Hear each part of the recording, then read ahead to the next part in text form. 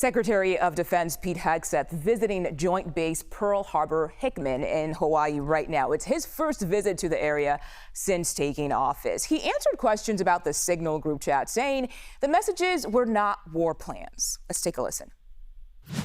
Nobody's texting war plans. Well, I noticed this morning out came something that doesn't look like war plans. And as a matter of fact, they even changed the title to attack plans because they know it's not war plans. There's no units, no locations, no routes, no flight paths, no sources, no methods, no classified information. CBS News National Security Coordinating Producer James LaPorta joins us now. James, good to see you on the stream today.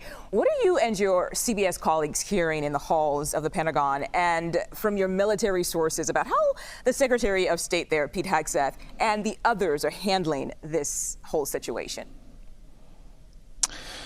The words that can be described to what they're saying is disbelief and confusion.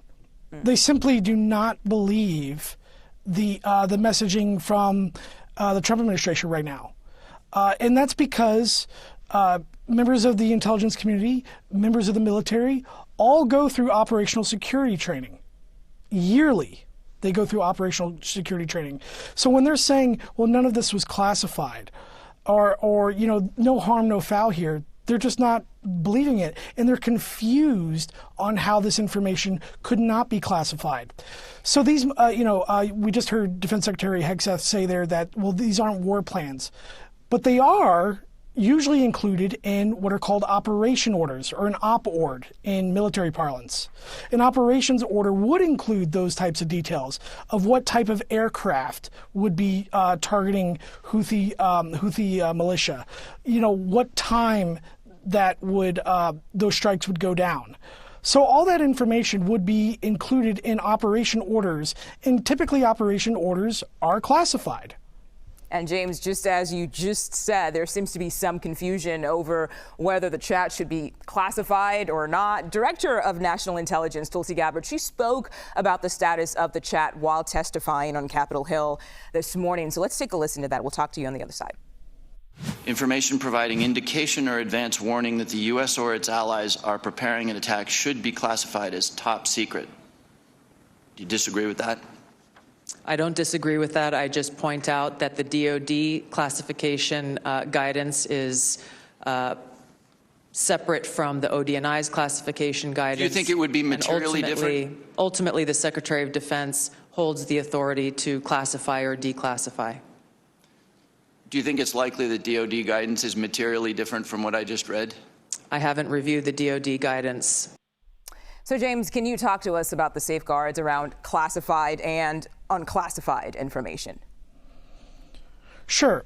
Each government agency is going to have, different minor differences in policy regarding the, safeguarding of both classified and unclassified information, or what the government might call controlled unclassified information.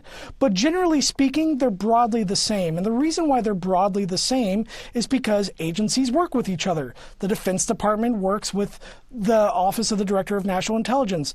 The Defense Department works with the CIA and the NSA and all these other government agencies. So generally speaking, to have operability across government agencies, they typically have the same safeguards in place. Now, let's say hypothetically the information wasn't classified, for the sake of argument. There's still a violation there, according to members of the IC that I've spoken to and members of the military that I've spoken to. There's still a violation on of operational security protocols and cybersecurity protocols. So regardless if it was classified or not, information such as we're going to use these jets to attack at this time should not be passed over Signal, period. And that's what they've told me. And you would think that's pretty straightforward, even for me. And I don't have your experience, because, James, you are a former Marine sergeant and you worked in intelligence. Could you talk to us about how this scandal affects our service members? For the rank and file, really, it's a question of credibility, right? The members of this principal committee, some of them, have for years argued that we need to hold senior leaders accountable. And they're absolutely correct. Senior leaders should be accountable. And they will preach leadership starts at the top. And it does. But now all of a sudden when this comes around to them, well, there's no harm, there's nothing to see here. So really what's on the line for your rank and file military members who, again, what is from the lowest private to the 4-star general, it's hammered into them, operational security. You don't talk about these things. When a private is deploying overseas, they're not even allowed to give an exact date to their family members of when they're deploying overseas. Family members are also aware of operational security protocols. So for them, really what's on the line is credibility. Right. Wow. Okay. James LaPorta, thank you so much for joining us on the stream today. Appreciate it.